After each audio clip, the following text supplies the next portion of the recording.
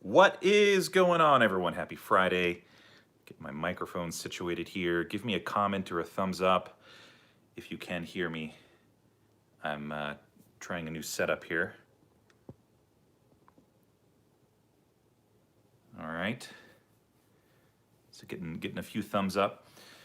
Thanks for jumping on this Friday evening, or maybe it's Saturday morning, wherever you're at. I wanted to do a live video, just sort of adding some commentary on the video that I just published, the e-tron, as well as the Taycan, as well as the ID3, the VW ID3. I coupled these all together because they're all being made and produced by VW Group. And hello. And so I want to talk a little bit about the e-tron and sort of give a behind-the-scenes look at the last 5 days, or actually, I think it was actually 6 days that I had the vehicle in total. But it was a really enjoyable car, and I was surprised that I liked it as much as I did. Yeah, I hope you get a chance to watch that after this live stream. So you'll get like the behind the scenes here if you watch this live stream, and then you'll be able to have some better context, I think. Hello from Hutto. I'm from Austin, Texas, born and raised. Of course, not now. I'm in Denver, but I think I've been to Hutto. So yeah, so what are my thoughts on the e-tron? I was surprised that I liked it as much as I did, and as I tried to communicate in the video, I liked it in a very different way than my Tesla and all the Teslas that I've driven and ridden. I should put forgot to put my night mode on. Can I put night mode on? No. All right, forget about it. So damn, who's calling me from Phoenix at 8 o'clock at night? Anyway, so I was surprised that I liked it as much as I did, but I liked it in a very different way. Of course, the range piece, everyone sort of gives the e-tron a hard time about the 204 miles of range. You know, I would really challenge those that are so focused on that range to consider how much you actually need in a single day. And by the way, I'm going to try and, hey, Michael, good to see you. You're going to be at the Leadership Summit in October. So I'll try and I'll get to everyone's questions here in a moment. That way I'm continuing my stream of thought here. I would challenge everyone to be awesome. I would challenge everyone to ask yourself, how much range do you actually need in a single day? Most people, the majority of people who drive an electric car or want an electric car, do not do 200 miles worth of driving in a single day. And if you leave every day with a full charge, why is everyone making a big deal about it? Now, if you drive a lot, let's say for your job, or you are doing more than 200 miles a day, maybe it's for Uber or Lyft, then the e-tron's probably not the best option for you, right? So, in fact, let's see, can I make the comments go away? It's gonna be really distracting. I'm using my phone when I normally use my computer. Let's see. Let's go hide all chat messages. So I'm gonna hide them on my phone, and then I'll get to everyone's comments on the computer here. I've got my computer here. I'll go through them in just a moment. So, so for those that drive a lot, of course, the e-tron's not going to be ideal, most likely, for a number of reasons. Of course, range is one of them. Charging infrastructure is another one. But if you do, let's say 40, 50, even 100 miles a day, you're going to leave every day from your house in your garage with a full charge. And the cool thing that I like about Audi is that, you know, they are automatically buffering that battery pack, so you can charge to 100% every single day, and it's not going to screw up the battery pack. What I really loved about the car was just the craftsmanship and the attention to detail. For me personally, that's something that really resonates with me. I tend to buy things that I know are going to be really high quality, well made, and that are going to last a long time. And I really got the feeling as I was spending time with this vehicle that it was well made. And of course, it's going to be well made, and it's something that I would expect nothing less from Audi. Just a very high quality car. You could tell that everything was just tight. Everything was premium. I didn't mention this in the video, but one of the things that I wish Tesla would bring back on their vehicles. Maybe they have them on the performance version because I think at some point they did reintroduce the ventilated seats. But I really like the ventilated seats in the Audi. The ventilated cooling seats. That was a really nice function, especially when it was a really warm day. Nice to be able to turn that on and cool down the back. It was like I had this really cute female behind me fanning my lower back as it was sweating, driving in the car. I say that jokingly, but I liked it, and the Electrify America charging infrastructure is growing and is building out. I had someone ask me on Twitter earlier this evening, about the charging network, and I'm like, Tesla has had 6 years to build out what we see today, and so let's not forget that Tesla is 6 years ahead of any other charging network, any other fast charging DC network. Electrify America has just begun, and so in 6 years from now, think about where that charging network will be. It will hopefully be far more dense than it is now. And will enable people who are driving a non-Tesla to be able to drive as effortlessly and freely as Tesla owners do right now. In fact, I'll probably end up doing a road trip to probably a 4-hour one-way road trip this weekend for the holidays. I want to take my kids to a city that they haven't been to yet, and I'm going to be able to get there in my Model S because of Tesla's charging network. So I am optimistic. Of course, things could change. Electrify America could stop building it out, but as I indicated in the video, there are they already have built this DC fast charging network in Frisco, which is in Summit County, which is maybe about 20 minutes away from Breckenridge, where I stopped to eat lunch. So I could have very easily stopped at this if it was turned on. They're building this out, so I am optimistic. The future is, a lot could change in the future, but it is good to know that if it's only VW Group alone that is driving this growth, this build out of the Electrify America network here in the US, I think that they're going to be just fine. Which brings me to my second vehicle that I want to talk about, which is the Porsche Taycan. This is probably of the premium luxury automakers. This is the one that has me most excited, to be quite honest. Of course, the big question is, what is the range going to be, right? Everyone is so focused on the range. So I want to remind people of what I just said before. Ask yourself, how much do you actually drive in a single day, and how much do you actually need? I know a lot of people are buying vehicles with battery packs where they're not even using that whole battery pack, hardly ever. And there is definitely an environmental impact to buying a battery pack, a larger battery pack, right? It takes more energy, it takes more resources, it takes more raw materials to build that pack. And if you're not using that whole pack ever or hardly ever, there is definitely an environmental impact to that. So I would ask you to consider that. But back to the range of the Taycan. So I will be at the Porsche Taycan North American reveal. I guess I can share the location now. I would imagine at this point Porsche has shared this out.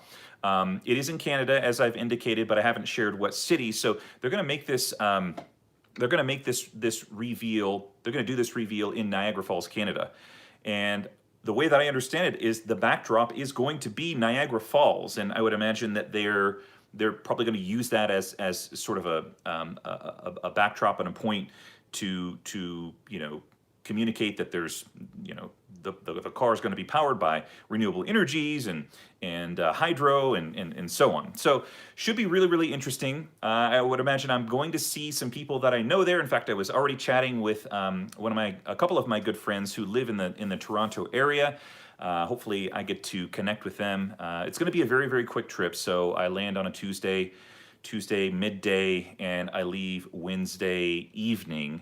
So it's going to be jam-packed. There'll be a keynote presentation on Tuesday evening, and then the reveal Wednesday morning. And a big shout out to Teslarati, because they're the ones that sort of looped me into this and asked me if I wanted to be their correspondent. So I will be corresponding on their behalf at this event. So you'll hear me mention Teslarati a few times in my videos, and I'll try and do some interesting things. I'll definitely do at least one sort of hot take or summary.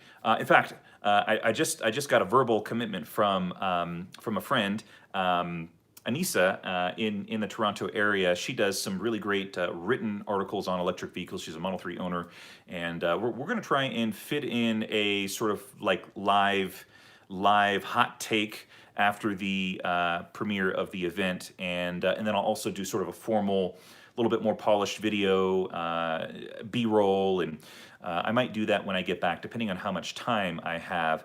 I'll be taking some photos for Teslarati and maybe a live stream actually at the reveal. They're going to live stream this anyway, but I might live stream after the presentation is over on Wednesday morning. Maybe I'll do sort of like a behind the scenes, depending on how much time I've got. I'm supposed to interview a few of the executives, so that will probably be maybe a secondary video after I publish my big video about the Porsche Taycan. But back to the range. What is the range going to be like? I suspect that initially it was like, this is going to be less than 250 miles of range. And then as I started to look at the battery pack size, the size of the car, the low drag coefficient, I started to think maybe it might be closer to the 300, but now I'm sort of back to it's probably going to be 250 miles or less for that max battery pack, which has me a little bit concerned because they're marketing this as a performance car, and if you're using this on the track, it might deplete that battery pack pretty quickly. So we'll see. I would love to be delightfully surprised, and I would love for them to have something that's 250 miles or higher, but I'm not holding my breath for that. What else? Porsche Taycan. Hopefully I get to sit in it. I don't think they're going to be doing any test rides. They've got another event for that. So hopefully we get to get up close to it. Certainly get some really good footage, some close-up footage of it.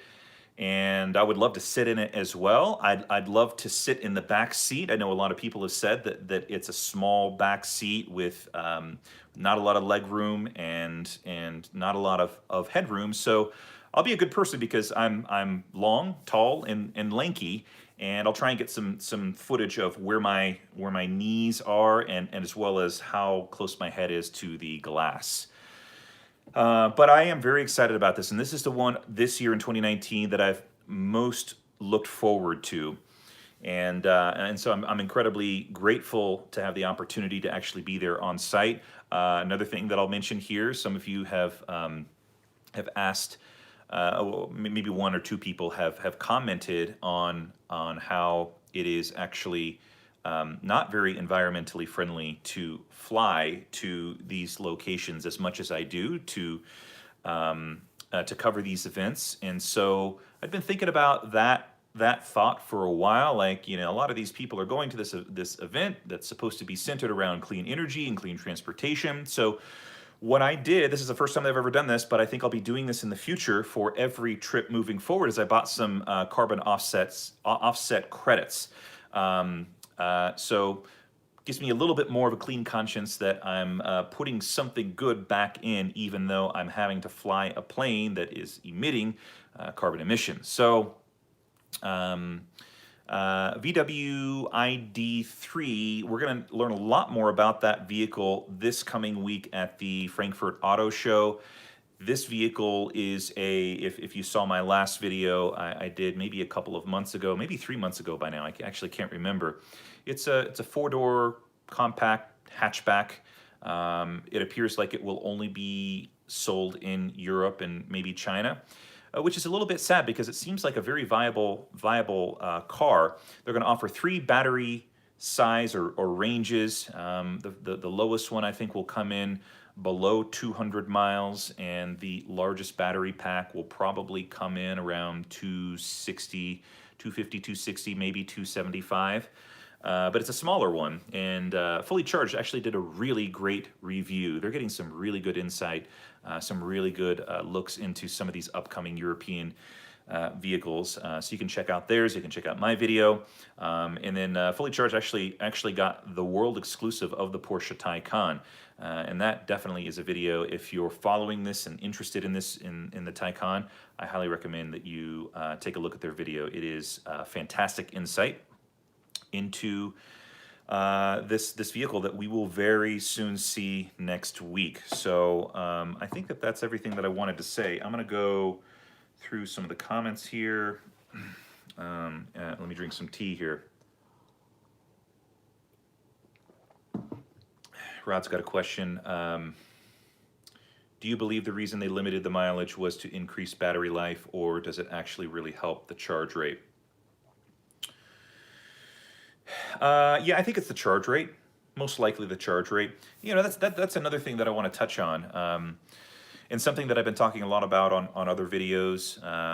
You know, it's a takeaway that I had when I sat down with Sandy Monroe and talked about batteries and why no Tesla competition has been able to top the 2012 Model S range of 265 miles yet, which is remarkable.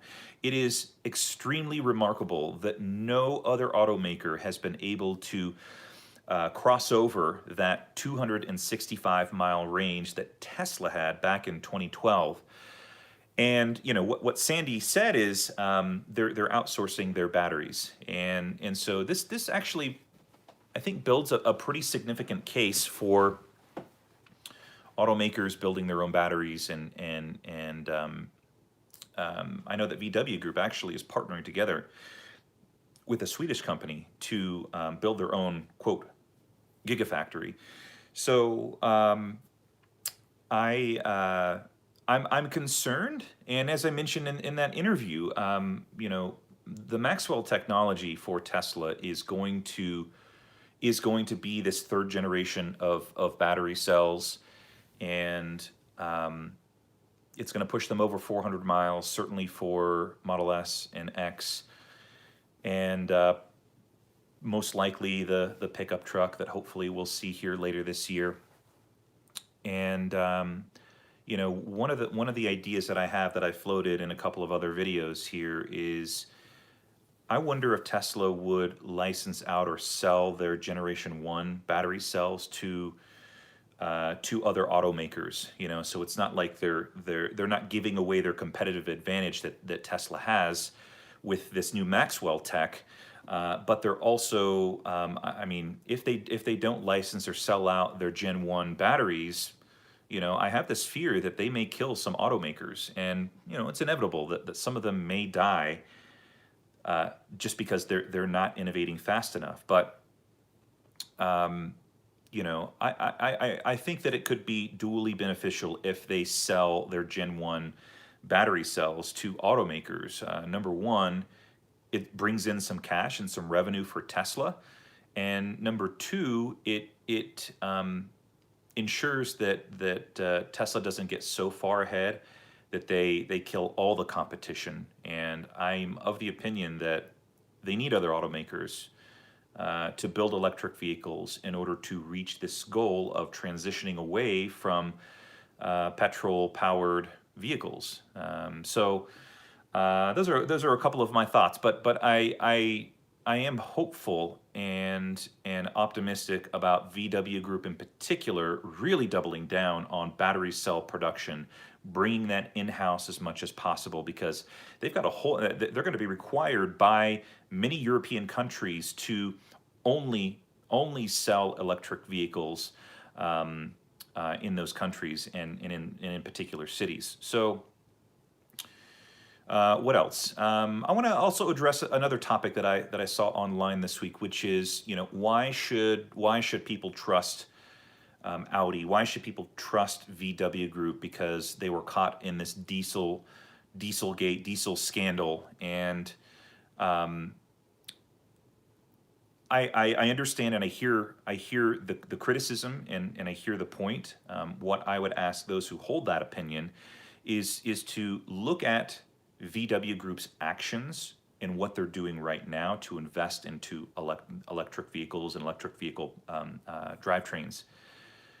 A company who's not serious about electric vehicles would not be making the investments that they are, the billions of dollars, billions of euros investment into battery cell production, into millions, intending on selling and building millions of electric vehicles. That is not the type of company, the type of company that's not serious about electric vehicles looks more like Fiat Chrysler, where they have zero viable electric vehicles with a range of over 200 miles. Let's just make that the standard. I think 200 miles is the bare minimum that an automaker should have in their electric vehicle to be viable in the market. I think a Fiat Chrysler or maybe even a Toyota is more in trouble and less serious about electric vehicles than VW Group is. VW Group is spending a ton of money, and I think that those actions should indicate a company that's serious about electrification. Could it be not true? Yeah, but it could be very true. And to me, when a company is spending billions of dollars to build out this infrastructure of vehicles and charging infrastructure for that matter, to me that speaks volumes. And I get it, they were caught doing some really bad things with Dieselgate, but they've got new leadership and they're investing a lot of money into it. And so that's what makes me hopeful, and that's what makes me take this organization seriously about electrification. So, all right, so let me get to some of these comments here. I guess I really did address that one. All right.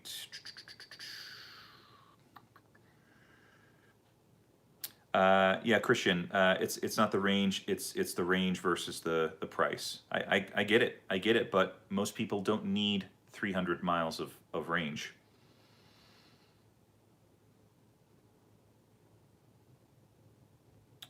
By the way, thank you, Joe Wilder, for the comment. I'm glad you're enjoying the content. Stanley, 200 miles is too little. I don't, as I mentioned in my e-tron review, I drive a ton. You probably know this. I'm driving, more than 50,000 miles a year. And when I was driving the e-tron and doing my daily driving, going to my appointments, zero issues. As long as I plugged in and charged to 100%, and left every day with 100%, I had zero issues. So I would push back on that statement. I don't think that most people need more than 200 miles. Is it nice to have? Absolutely. Most people don't need it.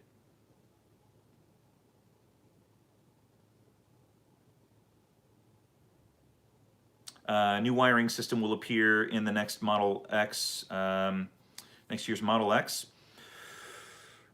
I don't know. It seems to make sense, especially if they want to sort of streamline production. They want to make production easier. It makes a lot of sense for them to use that wiring technology, the reduced wiring in S and X. In fact, this is a little bit of a soapbox of mine. I'm shocked that Tesla appears to be sunsetting S and X. I really hope that they're sort of being coy about an update, a massive refresh for S and X, because in my opinion, and I realize that not everyone shares this opinion, the S and X are looking outdated from a technological standpoint as well as a visual design standpoint.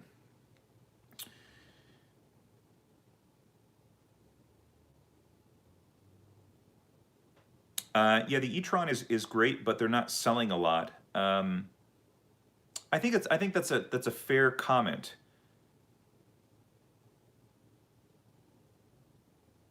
It's a fair comment. I do think that when you compare specs and you're open to buying a Tesla, it's, for the price, it's when you're looking at specs alone, it's a hard sell to go for the e-tron. But not everyone wants a Tesla, and that's okay. and this is Audi's first at bat with an electric vehicle. So what was the initial range of the Model X? I don't remember. I think it was somewhere around 240 miles.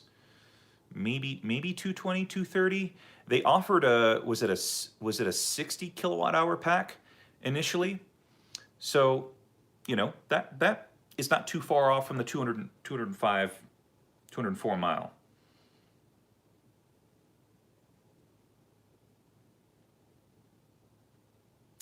Yeah, the efficiency. I see a comment here from I Solomon.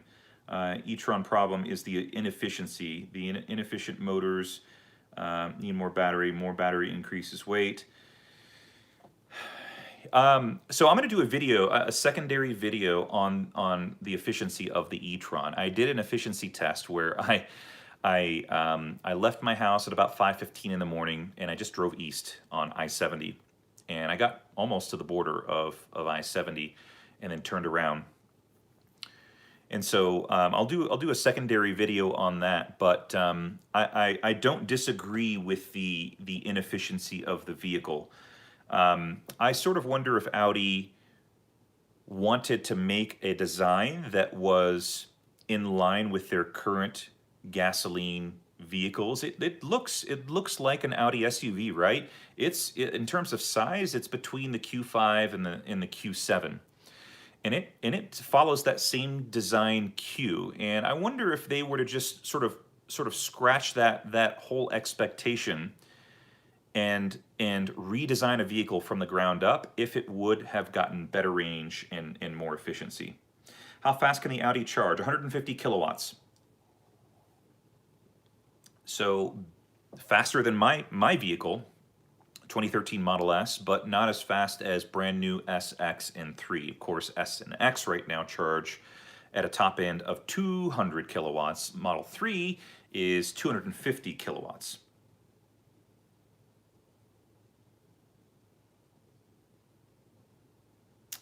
Reading through the comments here. Thanks for mentioning the road noise. I do think that they really did a great job. When you're in the Audi cabin, it just feels comfy. It's quiet. I think that the Raven S and X are pretty close, but I think the Audi bested Tesla with internal cabin noise.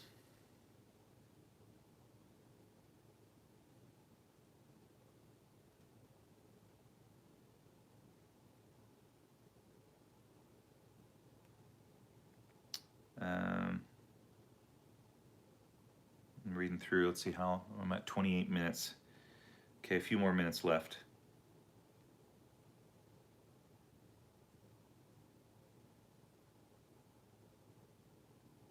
Cool. Any news on the Tesla truck? I've actually been thinking about that the last couple of days. No news on the Tesla truck. Supposedly, it's supposed to happen sometime before the end of the year, and I'm super pumped about it. I am, after this Taycan event, this is the next event that I'm looking forward to. I think I'm just trying to think through all the events that I've got planned. Yeah, the pickup truck is definitely the next event that I'm just elated with in 2019. I'll be in Canada next week for the Taycan. I'm attending a local event here in the Denver area.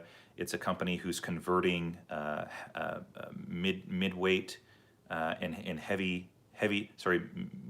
mid-duty and heavy-duty trucks and buses. They're converting them into electric, and so I'm super curious to know how they're doing that, what type of batteries they're using, and what type of motors. And this is another segment that I think that is easy to forget about, but is one of the biggest contributors towards emissions. So I really want to make it a point to attend this event and just learn a little bit more about what they're doing. And of course, with this recent Colorado ZEV mandate, I think it's going to help some of that as well. I plan on being at the Bollinger reveal later in September, at the end of September on the 26th, I believe. I will be there in person for the event. They're going to show off their truck and their SUV to the public for the very first time. I've of course seen it. I've been to their office a couple of times, so I've seen it and seen their progress. And it's going to be a different type of electric vehicle. It's going to be a boutique. It's going to be handcrafted. It'll sort of be like the artisan electric vehicle. They're hand making these vehicles. It's not going to be high volume, but I think it's going to be super capable. You know, the range thing is going to be a topic that will come up. But again, you know, how much range do you really need if you're using it as a daily driver? If you're using the vehicle, this Bollinger, to go off-road and up into the mountains, you're driving at a slower speed most likely. So keep that in mind. You're not using as much energy. If you're rock crawling or off-roading, you're probably not going highway speeds, and therefore you're using less energy. So it may work. It may work out okay. What else? What else? I guess those are the only ones in September. I am attending a Kimball Musk fundraising event here in Denver that I'm looking forward to. That's sort of in conjunction with my electric vehicle efforts here locally. The Denver Tesla Club has sponsored Kimball Musk's nonprofit called Big Green, and they help build these what are called learning gardens in these low-income areas. And they teach kids how to grow fruits and vegetables at school. They provide the curriculum and the maintenance for the gardens. And so the Denver Tesla Club has adopted a school here in the Denver area. You may have seen the video. It's been installed, and so I'm attending this event, and we'll help raise some additional funds for the organization. But yeah, I'm extremely looking forward to the Tesla pickup truck. I will be there. I will move heaven and earth to attend this event. And you know, sometimes it's hard to control the real estate side of business, but I will do everything in my power to make sure that I'm at the Tesla event. All right, we're at 32 minutes. Thanks everyone for jumping on. I'm always just super appreciative and very grateful for everyone's attention. This is something that I do on my spare time, and something that I spend quite a bit of time on, but it's because I enjoy it, and it's fun to be able to interact with everyone and get to know you all on the internet. And hopefully at some point, at some event, I'm able to sort of shake your hand and take a selfie with you and say thank you for supporting the channel by watching my videos. And you know, there's a small percentage of you who do watch as well, who are able to contribute financially, and I'm never going to make that a big deal in terms of pressuring people to contribute money. But for those that do, thank you so much. And I put a lot of love, a lot of time and energy into all of the videos, and I'm definitely thinking about how to sort of up the quality, up the video and audio quality. So, you know, for those of you that have been disappointed in some of the audio quality of my recent videos, I am thinking about that. I do see those comments, and at some point I want to hire someone to travel with me to focus on those things, because what I really do best and what I really enjoy is focusing on the ideas, the content, making sure that it's really unique and giving you exclusive access to things that you wouldn't normally. So big thanks to everyone. Hope you have a really enjoyable evening or morning wherever you're at, and I'll talk with everyone soon.